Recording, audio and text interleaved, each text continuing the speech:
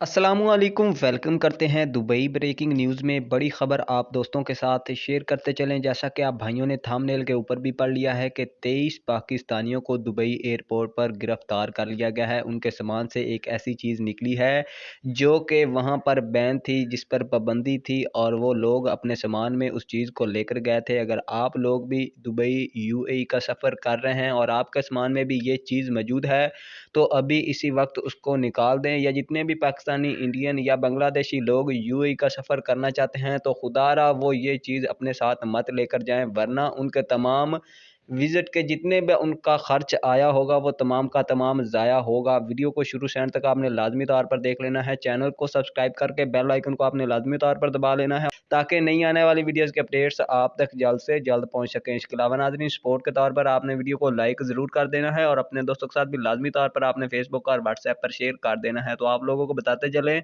जिन 23 पाकिस्तानियों को वहाँ पर दुबई एयरपोर्ट पर पकड़ा गया है, उनके सामान में से सेक्स करने वाली जो दवाइयाँ हैं वो बरामद की गई हैं, वैगरा वगैरह। और ज़्यादातर लो ग्रेड के जो कैप्सूल थे, लो क्वालिटी के जो कैप्सूल वगैरह थे वो अपने साथ लेकर जा रहे थे। वहाँ पर उन्होंने सेल करने थे या खुद यूज़ करने थे, इसका पता नहीं चल सका है अभी तक, लेकिन उन तमाम लोगों को पकड़ लिया गया है।